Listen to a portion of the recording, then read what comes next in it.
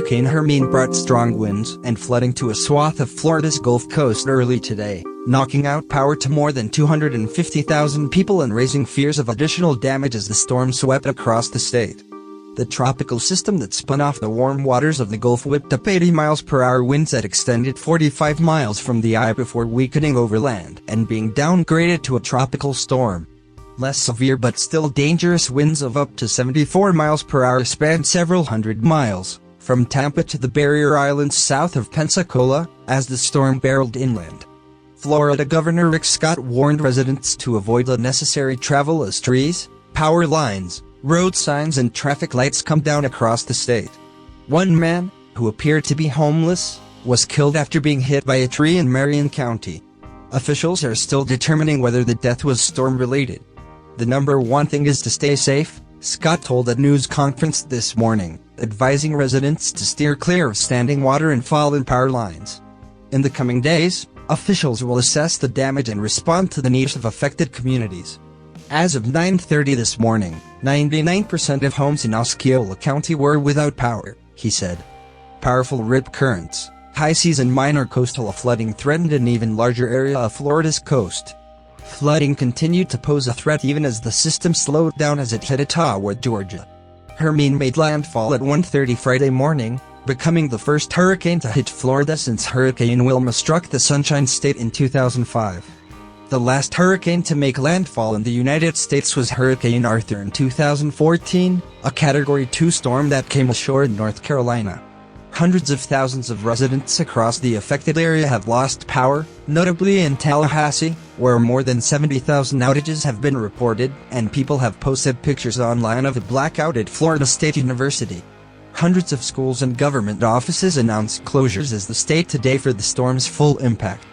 In addition to high winds, forecasters said the storm could bring dangerous flooding in the next 12 to 24 hours along the Florida coast. Storm surges may have reached as high as 11 feet in some areas overnight. The National Weather Service said much of northwestern Florida and southern Georgia will get 5 to 10 inches of rain through today, with as much as 15 inches falling in isolated areas. These rains may cause life-threatening floods, the National Hurricane Center said.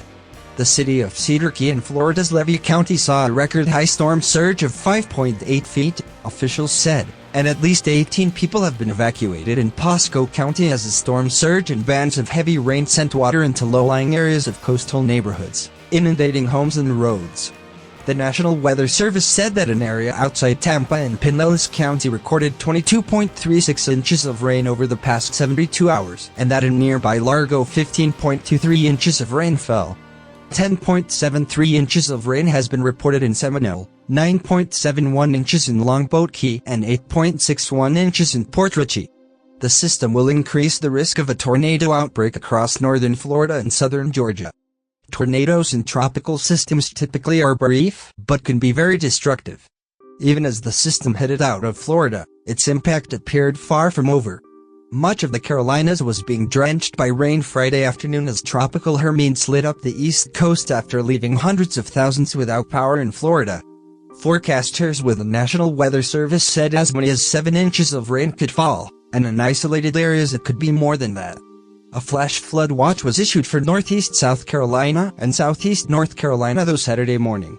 The path of the storm, which smashed into Florida's Panhandle as a Category 1 hurricane Friday morning, is projected to move through coastal South Carolina during the day, through the North Carolina coast Friday night and head into the Atlantic Ocean on Saturday. Rough seas, dangerous surf and strong storm surge up the coast as far north as Connecticut. The New York City Emergency Management Office said no swimming will be allowed on beaches Sunday. Tropical storm watches and warnings were declared along the east coast, from Georgia to Connecticut. It is also possible Hermine will gain strength once it reaches the warm water in the Atlantic. In Georgia, Governor Nathan Deal declared a state of emergency for 56 counties. And in North Carolina, Governor Pat McCrory declared a state of emergency for 33 eastern counties. Virginia Governor Terry McAuliffe warned Friday that people faced a strong possibility of life-threatening storm surges in Hampton Roads and other coastal areas over the weekend. Alright, that is it for this quick update. If you have been impacted by this storm in any way, we would like to hear from you. Please comment down below and share your story. If you would like to chat, you know what to do. Make certain to like, subscribe, and share this video. Also, if you like the social media thing, you can link to us via the standard allotted social sites in the description. Stay alert.